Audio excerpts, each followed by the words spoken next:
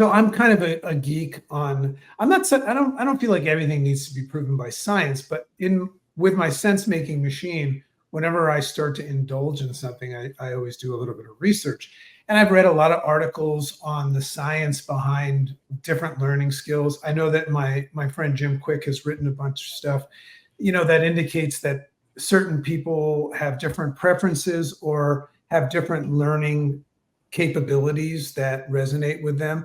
But I also have read some science that indicates that the human brain's capacity to learn is, I think, almost 75% visual. So have you dipped into that a little bit, the science behind it, the validity behind combining visual and verbal?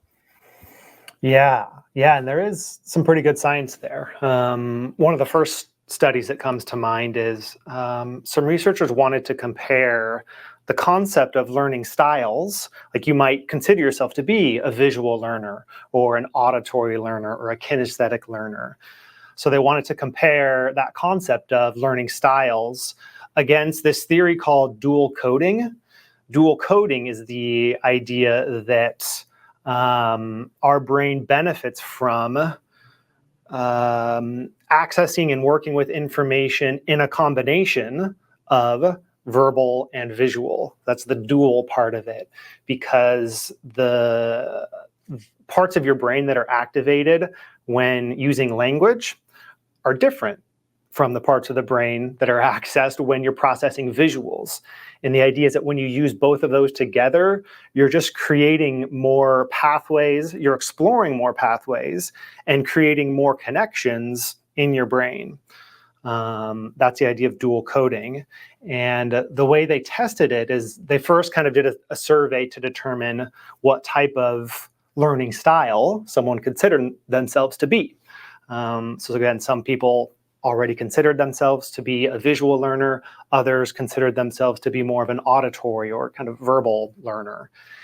And they created these experiences, these learning experiences, where both of those groups were encouraged to process new information either by engaging their visual brains. I can't remember if it was just through kind of some mental imaging or also some mark making, but engaging those visual processing powers versus just engaging their language skills. And what they found is that both groups, those who considered themselves to be visual learners and those who considered themselves to be more auditory learners, both of them did better when they incorporated the visual learning. So that study, plus I think there have been a handful of others now that have kind of debunked the concept of learning styles, in the sense of learning styles being like the best way for you to learn. I think you can still have learning preferences and you should pay attention to those, because the more you enjoy the type of learning activity you're engaging in, the more you're going to do it. But know that visual learning and visual processing has kind of been shown to be good for everyone, no matter what type of learner you think you are. So even if it feels harder or uncomfortable at first, the benefits are still there.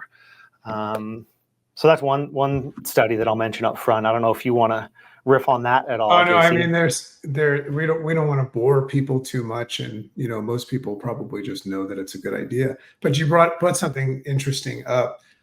Just the whole concept of preferences and what we know about humans and what we can see about people's inability to learn and retain in this increasingly distracting world. What I find, and I don't have any science to back this up right now, but I know that it's there. What I find is that whenever humans state what their preference is, it's typically leaning on the side of what's comfortable and easy as well. So I think it's always something worth looking under the hood. But what you just stated is sensical. It's just the idea of saying whether I am an auditory or a visual learner or kinesthetic, it just makes complete sense to be able to deliver a message in two ways. Although, you look at something like TED Talks, where the only visual aid is you're watching the person speak, which has a visual connection to it, but you'll notice that they don't use a lot of PowerPoints and things like that. but I think that Doug Neal could give a kick-ass TED talk with the whole system. I just envision this huge white wall behind you, and you're doing your thing. You're with your famous hand. So what